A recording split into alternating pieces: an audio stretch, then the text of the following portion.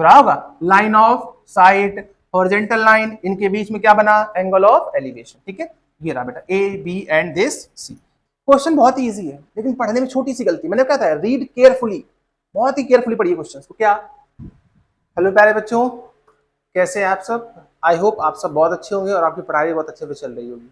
देखिए बच्चों, previous lecture में क्लास 10 की जो हमारी सीरीज चल रही है हाफ ईयरली, इसमें हमने क्या किया था, आपके साथ ट्रिग्नोमेट्री डिस्कस किया था, इसके साथ साथ प्रोबेबिलिटी भी मैंने पूरा कंप्लीट करा दिया है आपका। ठीक है, तो इसी सीरीज को कंटिन्यू करते हुए आज हम पढ़ने जा रहे हैं हाइट एंड डिस्टेंस, जिसको आप जानते हैं कि एप्लीकेशन ऑफ ट्रिग्नोमेट्री।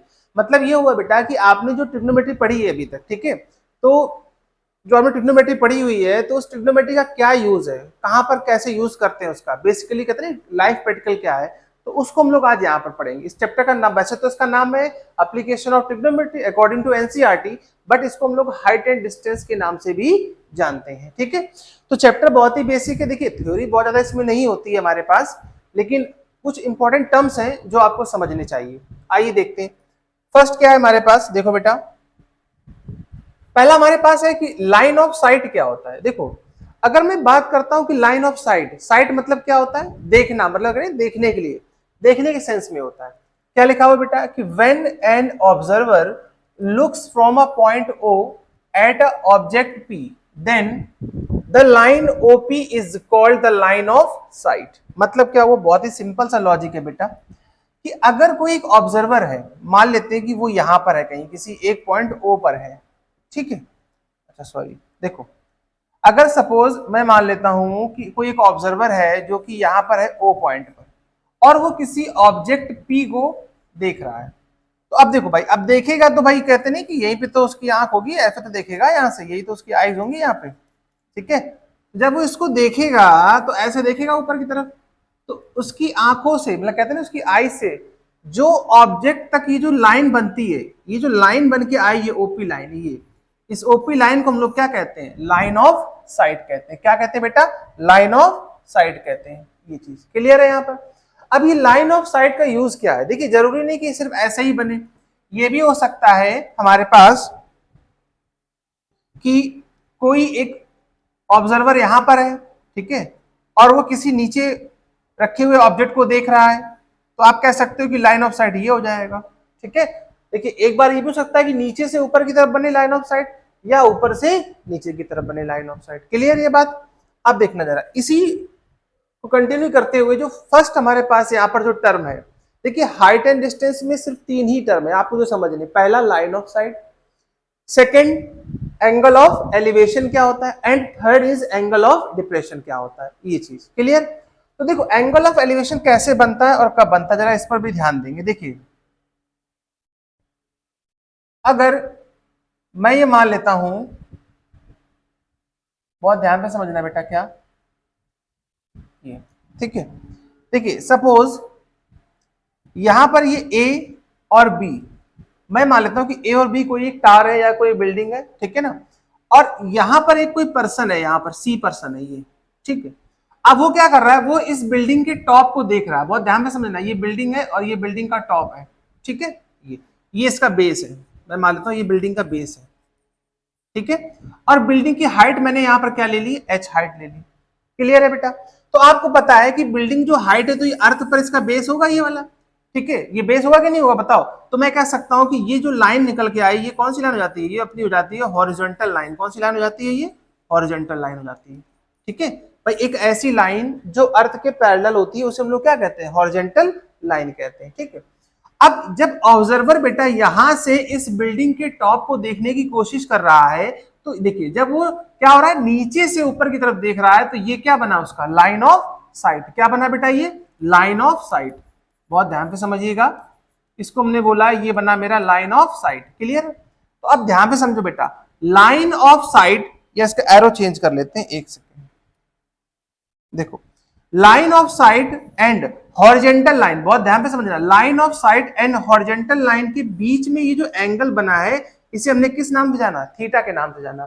तो बहुत ध्यान से समझना बेटा कि जब कोई ऑब्जर्वर क्या करता है बेटा, अपने से ऊपर की किसी ऑब्जेक्ट को देखने की कोशिश करता है, तो जो line of site and horizontal line के बीच का जो एंगल होता है बेटा, उसे हम लोग कहते हैं क्या, एंगल ऑफ एलिवेशन, उसे हम लोग क्या कहते हैं, एंगल ऑफ एलिवेशन कहते हैं। मतलब बहुत सिंपल सा लॉजिक है कि अगर मैं यहाँ पर खड़ा हूं, ठीक है, और मैं अपने से किसी ऊपर के ऑब्जेक्ट को देखने के लिए ऐसे देखता हूं, तो मेरी आंखों से और उस ऑब्जर्वर के बीच में ये जो लाइन ऑफ साइट है और ये जहां पर मैं हूं, ठीक है ना, अर्थ पर, यहाँ पे जो हॉरिजॉन्टल लाइन है, इनके बीच का जो एंगल होता है उसे हम लोग कहते हैं एंगल ऑफ एलिवेशन। क्या कहते हैं उसे, एंगल ऑफ एलिवेशन कहते हैं। ठीक है, ये चीज भाई, इसका छोटा सा एग्जांपल ये भी हो सकता है बेटा, क्या, देखो जैसे मान लो जब आप पतंग उड़ाते थे छोटे में, देखिए तो ये आपकी काइट है। अब काइट जब उड़ाओगे तो पतंग कैसे उड़ाते थे, ऐसे उड़ाते थे ऊपर, अब ऐसे नीचे देखो तो पतंग उड़ेगी नहीं, बोलो, ठीक है, तो पतंग आप ऐसे उड़ाते ही हो, तो इसका मतलब क्या हुआ कि आप अपनी हाइट से ऊपर के ऑब्जर्वर को देख रहे हैं, अपने से हाइट के ऊपर के ऑब्जेक्ट को देख रहे हैं, देख रहे हैं ये देख रहे हैं। तो जब आप ऐसे ही देखते हो तो लाइन ऑफ साइट आंखों से बनी, प्लस हॉरिजॉन्टल लाइन, यानी जहां पर आप अर्थ में हवा में उड़कर तो उड़ाओगे नहीं बेटा पतंग, जमीन पे खड़े रहोगे, ठीक है, तो क्या हो जाएगा, ये अर्थ की हॉरिजॉन्टल लाइन हो गई, तो ये लाइन क्या होता है, एंगल ऑफ एलिवेशन होता है। ठीक है, क्लियर। तो ये आप पतंग उड़ा रहे थे, मान लो सपोज यहां पर आप हैं ये, ठीक है, ये यहां से आप पतंग उड़ा रहे हो, अब खड़े तो अर्थ पे ही रहोगे, ऐसा तो है नहीं कि ऊपर चले जाओगे हवा में कहीं, तो ये 90 डिग्री का एंगल यहां बना। तो देखिए ये हो गई लाइन ऑफ साइट और ये हो गया हॉरिजॉन्टल लाइन, और इनके बीच का एंगल जो बनता है थीटा, उसे हम कहते हैं क्या, एंगल ऑफ एलिवेशन। उसे क्या कहते हैं, एंगल ऑफ एलिवेशन। तो बहुत ही सिंपल सा लॉजिक है कि जब आप अपनी हाइट से ऊपर को देखें तो आप लगाइए क्या, एंगल ऑफ एलिवेशन, ठीक। लेकिन अब अपोजिट हो जाए क्या, कि अब यहां पर कोई पर्सन है, मान लीजिए यहां पर कोई पर्सन है और वो नीचे की तरफ देख रहा है, यानी अपनी हाइट से, यानी जहां पर आप हैं, अब सपोज मैं यहां से खड़ा हूं, मैं नीचे किसी ऑब्जेक्ट को देख रहा हूं किसी बिल्डिंग से, तो ये क्या कहलाएगा, एंगल ऑफ डिप्रेशन। अब ये कैसे बनता है, इस पर समझो, देखो यहां पर थोड़ा सा केस चेंज है बेटा, क्या, देखो ऐसे समझिएगा थोड़ा सा। देखो सपोज ये एक राइट एंगल ट्रायंगल मैंने यहां पर लिया, ए बी और सी, ठीक है। अब यहां पर कोई पर्सन है, मैं मान लेता हूं कि राम नाम का कोई पर्सन है जो यहां पर है, ठीक है। अब वो किसी ऑब्जेक्ट को यहां पर देखना चाहता है, यहां कोई एक ऑब्जेक्ट है, ठीक है, ऐसे समझना। ये बिल्डिंग है, बिल्डिंग की हाइट मैंने एच ले ली, यहां से यहां तक एक बिल्डिंग है जिसकी हाइट क्या है, एच है। अब ये यहां से राम इस ऑब्जेक्ट को देखना चाहता है, तो आप सोचो जब ये ऐसे इसको देखेगा यहां से, इसका मतलब ये जो लाइन होती है, ये वाली लाइन, इससे हमने क्या बोला, ये होता है लाइन ऑफ साइट। ये क्या होता है, लाइन ऑफ साइट। लेकिन आप जो छोटी सी गलती होती है वो समझना, बच्चे क्या कहते हैं कि सर ये तो हो गई हॉरिजॉन्टल लाइन, नहीं बेटा ये गलत है, ये हॉरिजॉन्टल लाइन नहीं है। क्यों नहीं है, क्योंकि अब ऑब्जेक्ट यहां नहीं है ना, यहाँ नीचे नहीं ऑब्जेक्ट, ऑब्जेक्ट यहाँ पे ऊपर है। तो आपको क्या करना पड़ेगा कि अब आपको एक डॉटेड लाइन ड्रॉ करनी पड़ेगी, बहुत ध्यान में समझना, यहां से जहां से हमारा ऑब्जेक्ट है ऐसे, ठीक है, आपने ये कर दी, तो इस लाइन को हम लोग कहते हैं क्या, हॉरिजॉन्टल लाइन। और केस मैंने भी क्या बताया कि चाहे एंगल ऑफ एलिवेशन हो चाहे एंगल ऑफ डिप्रेशन हो, बनता वो line of side and horizontal line के बीच में ही है, ठीक है, ये चीज। तो ये रही हॉरिजॉन्टल लाइन, और हॉरिजॉन्टल लाइन और लाइन ऑफ साइड के बीच का जो एंगल थीटा बना, इसे हम लोग कहते हैं क्या, एंगल ऑफ डिप्रेशन कहते हैं। ये बात समझ में आई कि नहीं आई। लेकिन अब देखो क्लास 9 का कॉन्सेप्ट क्या था बेटा, क्लास 9 का कॉन्सेप्ट ये था कि जब दो लाइन पैरेलल होती है और उनको एक कोई भी ट्रांसवर्स लाइन कट करती है, तो क्या होता है कि एक ही तरफ के एंगल जो होते हैं, ये वाला एंगल, ये इसके इक्वल होता है कि नहीं होता, और ये वाला जो एंगल होता है वो इसके इक्वल। देखिए एक ही तरफ इक्वल होगा तो करस्पॉन्डिंग अपोजिट इक्वल होंगे, तो अल्टरनेट इंटीरियर एंगल। तो सेम लगा दो बेटा, ये लाइन इस लाइन के पैरेलल है, तो अगर ये थीटा, तो इस केस में ये भी क्या हो जाएगा, थीटा हो जाएगा। तो देखिए यहां से एक बहुत ही बेहतरीन कॉन्सेप्ट निकल के आया कि केस कोई भी हो, आप मेरी बात समझिए, चाहे वो एंगल ऑफ डिप्रेशन का केस हो या फिर एंगल ऑफ एलिवेशन का केस हो, दोनों केसों में ही एंगल ऑफ एलिवेशन जो किसके इक्वल होता है, एंगल ऑफ डिप्रेशन के इक्वल। लेकिन ध्यान रखना बेटा, फिगर बनाने का तरीका अलग रहेगा, क्योंकि जब भी क्वेश्चन एंगल ऑफ डिप्रेशन का होगा, तो ये जो डॉटेड लाइन मैंने आपको यहां बनाई है, इसको बनाना कंपलसरी है। बहुत से बच्चे क्या करते हैं कि इस लाइन को ही ड्रॉ नहीं करते। आप मेरी बात समझ रहे हैं, ये चीज क्लियर। अब देखो यहां पर, हाँ, अब तो वैसे तो क्वेश्चन आ गया, लेकिन क्वेश्चन से पहले आप थोड़ा कुछ यहाँ पे इंपॉर्टेंट बातें समझेंगे, क्या कि हाइट एंड डिस्टेंस का क्वेश्चन क्यों नहीं बनता, क्या रीजन है हाइट एंड डिस्टेंस बनने का। देखिए इसके बहुत ही सिंपल रीजन है, और मैं आपको देखिए बताता हूँ, इसके मात्र 3 रीजन है ना बनने के। पहला कि जो क्वेश्चन होता है बेटा आपके पास, आप क्वेश्चन को बहुत ध्यान से पढ़ते नहीं, उसको रीड नहीं करते ध्यान से, ठीक है। अब जब रीड नहीं करोगे मेरी बात समझो, जब रीड ढंग से नहीं कर पाओगे तो क्या उसका फिगर बना पाओगे? बन ही नहीं पाएगा फिगर, तो फिगर नहीं बनेगा। और अगर फिगर ही नहीं बना तो हाइट एंड डिस्टेंस में क्वेश्चन कैसे होगा, जरा ये बताओ कैसे होगा क्वेश्चन? ठीक है, अच्छा। अब सेकंड जो बहुत ही इंपॉर्टेंट पॉइंट है, सब कुछ अच्छे से पढ़ना भी आता है, इंग्लिश बहुत अच्छी है, डायग्राम भी बहुत सुंदर बना दिया। अब पता चला कि मुझे ट्रिग्नोमेट्री एंगल की वैल्यू ही नहीं याद है, ट्रिग्नोमेट्री एंगल की वैल्यू नहीं याद है। आपसे बोला कि 1030 कितना होता है, सोच रहे हैं 1030 कितना होता है, नहीं आ रहा है, टेबल बना रहे हैं। अब एक क्वेश्चन आएगा उसके लिए तुम टेबल बना रहे हो बैठ करके, समझ रहे मेरी बात को? तो इसके पहले कि आप चैप्टर को पढ़े तो ट्रिग्नोमेट्री एंगल्स की वैल्यू जो मैंने आपको सिखाई थी 0, 30, 45, 60 एंड 90, तो ये आपको अच्छे से पता होनी चाहिए, ठीक है, साइन से लेकर के कॉसेक तक, 6 के 6 को अच्छे से पढ़ लो। नहीं पढ़ा तो आप जाइए, देखिए मैंने वहां पर टेबल बनाना सिखाया कि कैसे बनती है टेबल। मेरी बात को समझ रहे हैं बेटा? तीसरा जो पॉइंट है क्या, कि आपने ट्रिग्नोमेट्री रेशियो तो आपने पढ़ लिए, लेकिन रेशियो का गलत यूज कर दिया। बहुत ध्यान से सुनना, रेशियो वाला जो शॉर्ट ट्रिक है वो तो मैंने आपको बताई थी, क्या कि P B P upon H H B, तो ये तो यूज करना ही हर क्वेश्चन में।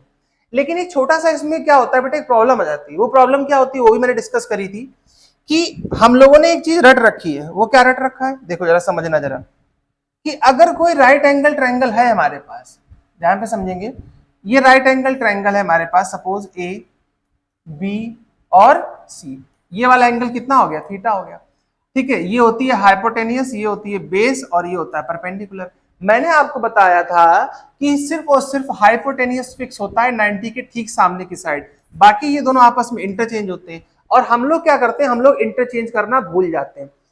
अगर उसने आपसे पूछा, मान ली सपोज कहीं पे आप यूज कर रहे हो साइन थीटा, तो आप लगाओगे क्या कि परपेंडिकुलर अपॉन हाइपोटेनियस। तो देखिए परपेंडिकुलर क्या है हमारे पास है, ए से बी, और हाइपोटेनियस क्या है, बी सी, तो ये तो ठीक हो जाता है। लेकिन प्रॉब्लम किसमें आएगी, प्रॉब्लम इसमें आएगी, सपोज मान लीजिए ये वाला एंगल फाई है।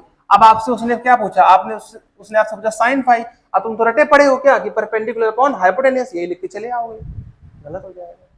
समझो इस बात को, जिस एंगल के रिस्पेक्ट में बात होती है उसके ठीक सामने की साइड क्या होती है, परपेंडिकुलर। तो यानी अब परपेंडिकुलर क्या हो गया, चेंज हो गया, हाइपोटेन्यूज तो फिक्स ही रहेगी हमेशा। क्या लिखोगे, बी से सी, ये चीज क्लियर, बोलो बात समझ में आई? तो ये तीन गलतियां जो मैंने आपको बताई, पहला क्या बताया, जरा एक बार रिवाइज करो। देखो बहुत ध्यान से, पहले तो देखिए क्वेश्चन को बहुत ध्यान से पढ़िए कि कहाँ एंगल ऑफ एलिवेशन है, कहाँ बिल्डिंग है, कहाँ टावर है, कहाँ पे पर्सन खड़ा हुआ है, और neat and clean pencil scale के हेल्प से बहुत अच्छा डायग्राम बनाइए, ठीक है।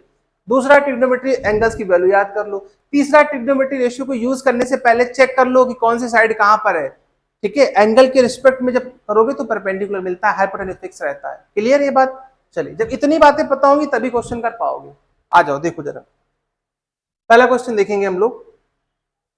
एग्जाम्पल 2 में कहां से आ गया भाई, फर्स्ट कहां गया, अच्छा ये रहा। चलो देखो बहुत ध्यान से समझेंगे।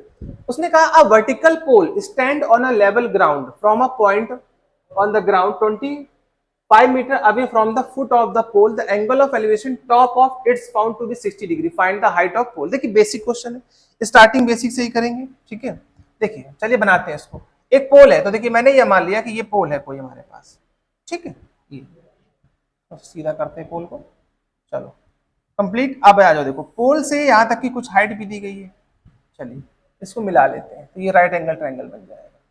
देखो जरा समझना बेटा बहुत ध्यान से, क्या एक वर्टिकल का मतलब क्या होता है कि जो अर्थ के साथ बिल्कुल एकदम स्टैंडिंग पोजीशन में हो, यूं, ठीक है, 90 डिग्री का एंगल।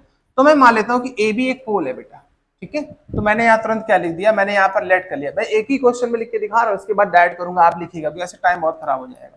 आपको लिखना जरूरी है। आपने ए बी को यहाँ पर क्या ले लिया है कि ये पोल है बेटा हमारे पास, ठीक है। और अगर, अरे यार देखो, ए बी क्या है हमारे पास, एक पोल है, और पोल की हाइट क्या नहीं पता, मैंने पोल की हाइट को ले लिया है क्या 20 एच मीटर की, एच मीटर का हाइट है। देखो तो मैंने मान लिया कि पोल जो है वो हमारा एच मीटर का है, क्लियर। अब उसने ये कहा है कि जो पोल से यहाँ पर एक कोई पॉइंट है बेटा, जहां से जहां तक इसके यहाँ तक की जो डिस्टेंस है वो कितनी है, 25 मीटर है। मैं मान लेता हूँ ये सी पॉइंट है, तो ए से सी की डिस्टेंस कितनी हो गई, 25 हो गई। उसने ये कहा कि ग्राउंड के साथ, देखो ना, to be found angle, angle of elevation. देखो एंगल ऑफ एलिवेशन मतलब क्या, हॉरिजॉन्टल लाइन, और नीचे से ऊपर देख रहे हो तो लाइन ऑफ साइट। तो लाइन ऑफ साइट और हॉरिजॉन्टल लाइन के बीच का एंगल क्या होता है, एंगल ऑफ एलिवेशन। कितना दिया हुआ 60 डिग्री। आपसे पूछा गया हाइट क्या होगी, बताइए इससे आसान क्वेश्चन क्या हो सकता है। कैसे सॉल्व करोगे, in triangle A B C, triangle A B C तो देखिए 10, अब एंगल के ठीक सामने क्या होता है परपेंडिकुलर, ये क्या है बेस, बोलो है कि नहीं है, ये क्या है बेटा बेस है। तो आपको तुरंत याद आ गया होगा क्या कि tan 60, तो tan 60 बेटा क्या होता है परपेंडिकुलर यानी कि ए बी अपॉन बेस मतलब क्या हुआ ए सी, और tan 60 की वैल्यू क्या होती है √3, ए बी यानी h हो गया बेटा और ए सी कितना हो गया 25, क्रॉस मल्टीप्लाई कर लो तो ये आ जाएगा 25√3 मीटर। इसका मतलब जो पोल होगा उसकी हाइट क्या आ जाएगी 25√3 मीटर आ जाएगी। ठीक है, यहाँ तक क्लियर है। तो देखिए ये आ गया। सपोज किसी किसी क्वेश्चन में क्या होता है कि पर्टिकुलर क्वेश्चन में आपको वो √3 की वैल्यू दे देते हैं, ठीक है, तो वहां पे अगर दी गई तो आप पुट कर लीजिएगा, नहीं दी गई तो कोई टेंशन वाली बात ही नहीं, ऐसे आंसर आ जाएगा। ठीक है, समझ में आया सभी को, यहाँ तक क्लियर है। देखिए सिर्फ डायग्राम बनाया था, ठीक है, ऐसा कुछ भी उसमें बहुत क्योंकि बेसिक क्वेश्चन है। देखिए मैं दोबारा समझाता हूँ, 25 metre away from the foot of the pole, ये रहा फुट, ये रहा यहाँ से 25 सेंटीमीटर है, हाइट पूछी गई, इसी ट्रिग्नोमेट्री रेशियो का यूज कर दिया। ठीक है, अब आ जाओ नेक्स्ट क्वेश्चन पर, ये रहा देखो, a ladder 15 meter long just reach the top of vertical wall if the ladder makes angle 60 degree with the wall। अभी जानते हैं इसमें गलती क्या होती है, क्वेश्चन बहुत ही इजी है लेकिन पढ़ने में छोटी सी गलती, मैंने क्या था रीड केयरफुली, बहुत ही केयरफुली पढ़िए क्वेश्चन को। क्या यहां पर एंगल 60 बन रहा है वॉल के साथ और हम बनाते हैं कहां पर अर्थ के साथ, समझो इस चीज को। देखो ये रही वॉल, मैं मान लेता हूं ये कोई दीवार है भाई, ठीक है, चलो अब सीढ़ी लगानी तो सीढ़ी लगा देते हैं यहां से आता, चलो लग गई सीढ़ी, थोड़ी सी तिरछी हो गई कोई बात नहीं, देखो ए बी और सी। ठीक, उसने कहा कि भाई देखो जो सीढ़ी है हमारे पास लेडर है वो कितनी है 15 मीटर, तो ये रही 15 मीटर की सीढ़ी लगा दी हमने। ठीक है, top of vertical wall and the angle of दिखा नहीं the angle 60 degree with the wall, तो बेटा ये वॉल है, देखो ध्यान पे समझो, ये दीवार है, ये सीढ़ी है यहां से यहां तक, तो ये वाला एंगल कितने डिग्री बनेगा 60 डिग्री बनेगा। यहाँ पे मेंशन करना पड़ेगा कि आपने बीसी यहाँ पर क्या लिखा हुआ है, बीसी आपने लेडर लिया हुआ है ये, ठीक है, और वॉल कहां पर है ये भी बताना पड़ेगा, वरना एग्जामिनर कहीं वॉल समझ लेगा कहीं कुछ समझ लेगा, ये लिखना पड़ता भाई, ठीक है, कहाँ कहाँ पे है। ठीक है, ये चीज, तो ये हो गया वॉल। अब उसने पूछा कि find the height of wall, तो जो वॉल है बेटा इसकी हाइट क्या होगी, मैं मान लेता हूं इसकी हाइट क्या हो जाएगी h हो जाएगी। देखिए बहुत ही सिंपल और प्यारा क्वेश्चन। अब ऐसे सोचो ये 90 है, ठीक है, ये 60 है, तो एंगल सम प्रॉपर्टी से ये वाला एंगल कितना आ गया 30 डिग्री आ गया, बोलो आया कि नहीं आया भाई, 90 60 30 आ गया, सिंपल सा लॉजिक है।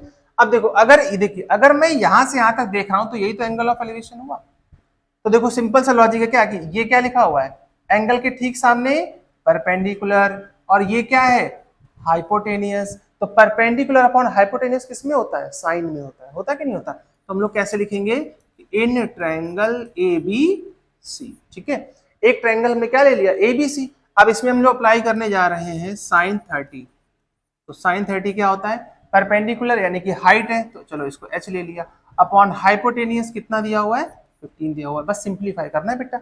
साइन 30 की वैल्यू क्या होती है, साइन 30 की वैल्यू होती है 1/2, ठीक है, और इक्वल टू में कितना आ जाएगा h/15, इसको क्रॉस कर लेना यहाँ से, तो h की वैल्यू कितनी आ जाएगी 7.5, इसका मतलब ये हुआ कि जो हमारी वॉल है वो कितने की रही होगी 7.5 की रही होगी। ठीक है, क्लियर, ये आ गया अपना 7.5 मीटर था क्या, हाँ ठीक है मीटर है, तो 7.5 मीटर की वॉल रही होगी। ठीक है, अब इसको एक तरीके से और भी कर सकते थे, कैसे कर सकते थे, देखो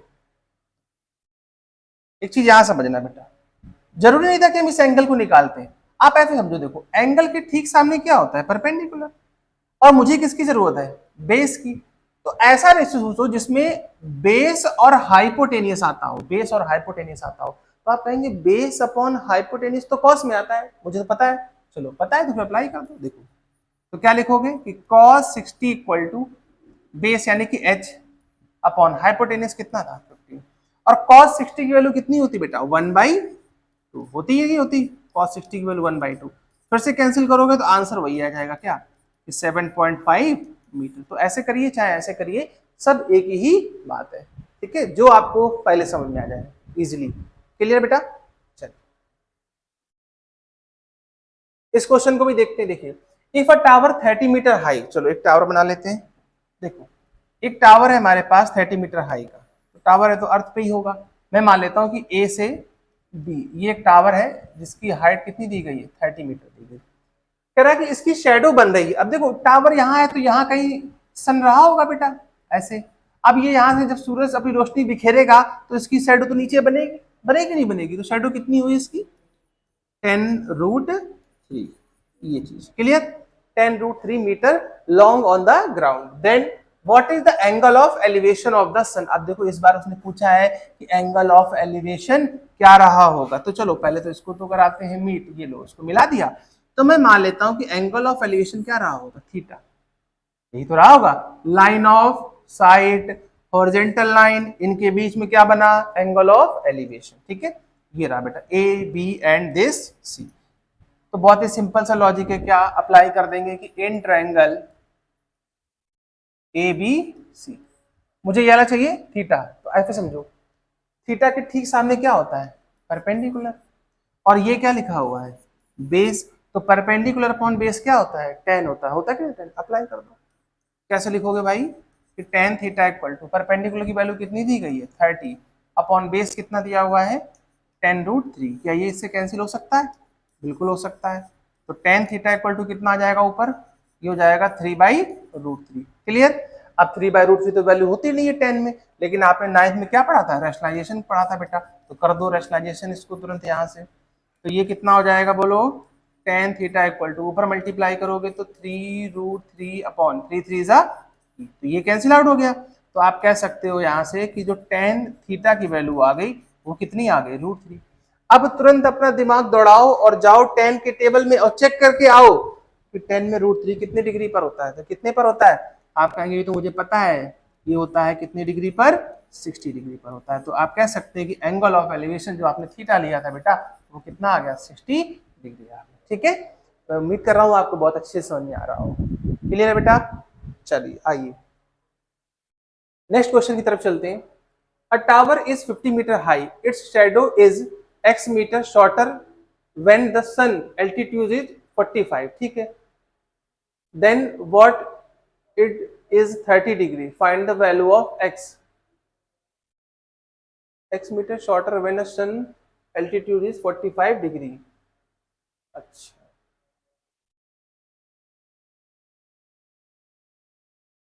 देखिए, अच्छा चलिए एक बार बनाते हैं इसको, क्या कुछ गलत तो नहीं लग रहा है? चलो बना के देखते हैं पहले। देखो, एक टावर है हमारे पास, उसने कहा नहीं टावर इज 50 मीटर हाई। चलो तो टावर तो यहीं कहीं होगा ऐसे, ये रहा। एक टावर हो गया 50 मीटर हाई का। कह रहा है कि its shadow is x metre shorter when sun's altitude is 45, then when it is 30। देखो, तो ऐसे समझना बेटा, पहले जो एंगल था उसका वो कितना था हमारे पास, वो था 30।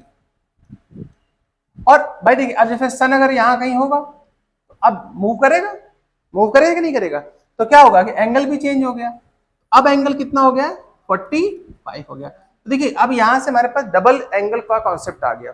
देखो, इसकी एक शॉर्ट ट्रिक भी होती है, क्या कि जो भी टावर हो, बिल्डिंग हो, कुछ भी हो, उसके पास का जो एक एंगल होता है वो हमेशा क्या होता है, बड़ा होता है, और दूर का एंगल क्या होता है, छोटा होता है। ठीक है, पहले 30 बना, अब कितना बना, 45। तो उसने ये कहा है कि जो शेडो थी वो क्या हो गई, x मीटर शॉर्टर, मतलब क्या हो गई, पहले से कितनी छोटी हो गई है, x मीटर छोटी हो गई है। अब पहले कितनी थी मुझे तो ये भी नहीं पता है कितनी थी, तो मैं मान लेता हूं कि पहले उसकी जो शेडो थी यहां से यहां तक, सपोज वो कितनी हो जाएगी, y। क्लियर। और अब क्या हो गई, अब छोटी हो गई x मीटर, इसका मतलब ये हुआ y से कितनी कम हो गई है, x कम हो गई है, ये चीज क्लियर है बेटा? ठीक है, चलिए अब बहुत ध्यान से देखो, अब दो राइट एंगल ट्रायंगल मिल गए हैं। देखो ऐसा समझना यहां से, क्या एक तो ये राइट एंगल, एक मिनट कलर चेंज करते हैं, एक तो ये राइट एंगल ट्रायंगल पूरा कंप्लीट है और एक ये राइट एंगल ट्रायंगल कंप्लीट है। तो देखिए, जब टू अननोन, ठीक है, तो क्या होगा कि दो इक्वेशन बनेगी। चलिए आइए सबसे पहले छोटे वाले ट्रायंगल में अप्लाई करते हैं। इन ट्रायंगल ए बी सी, देखो, तो जब एबीसी में अप्लाई करोगे तो ये एंगल कितना दिया गया, 45। कर दो अप्लाई भाई, 1045 इक्वल टू 50, यानी कि h अपॉन, यहाँ कितना लिखा था हम लोगों ने, y माइनस एक्स। 1045 की वैल्यू 1 होती है, तो मैं यहाँ से लिख सकता हूँ कि y माइनस एक्स क्या आ जाएगा, 50। Equation first. ठीक है, अच्छा, अब इस कंप्लीट ट्रायंगल में अप्लाई कर दो बेटा एक बार, in triangle A B D, in triangle A B D, यहां भी 10 ले सकते हैं, तो कितना लिखेंगे यहां से 10 30 इक्वल टू 50। देखिए हाइट तो सेम ही रहेगी, परपेंडिकुलर तो सेम ही दोनों के लिए, अपॉन फुल लेंथ हमने क्या ली थी y, 10 30 कितना होता है 1 अपॉन रूट 3, और ये कितना हो जाएगा 50 अपॉन y, क्रॉस मल्टीप्लाई करोगे तो y की वैल्यू कितनी आ जाएगी यहाँ से 50 रूट 3 आ जाएगी, y की वैल्यू 50 रूट 3। अब जब y की वैल्यू 50 रूट 3 आ गई है, तो अगर मैं इसको इक्वेशन 1 में पुट कर दूं तो x की वैल्यू आ जाएगी, वही उसने पूछा कि find the value of x की वैल्यू क्या होगी। देखो अब ये पुट कर दो बेटा यहाँ पर, क्या ये कितना था अपने पास y minus x equal to 50, ठीक है, और y की वैल्यू ये रही अपने पास कितनी 50 रूट 3, तो माइनस एक्स इक्वल टू 50, तो यहां से मेरे पास कितना आ जाएगा 50 माइनस 50 रूट 3, माइनस से मल्टीप्लाई करा लो और इसको कॉमन ले लो 50 को, 50 कॉमन लोगे तो कितना आ जाएगा रूट 3 माइनस 1, तो बेटा x की वैल्यू क्या आ गई रूट 3 माइनस 1। अगर रूट 3 की वैल्यू दी जाएगी तो आप पुट कर देंगे, अदरवाइज यहीं तक हमारा बिल्कुल परफेक्ट है। मीटर में था क्या, हाँ मीटर में है, चलो यहाँ लगा लेना मीटर, ठीक है, सब आंसर मीटर में आएंगे। क्लियर है बेटा यहाँ तक, ठीक है। तो चलिए आज के इस लेक्चर में इतना ही रखते हैं, तो इंट्रोडक्शन प्लस कुछ क्वेश्चन आपके हो गए।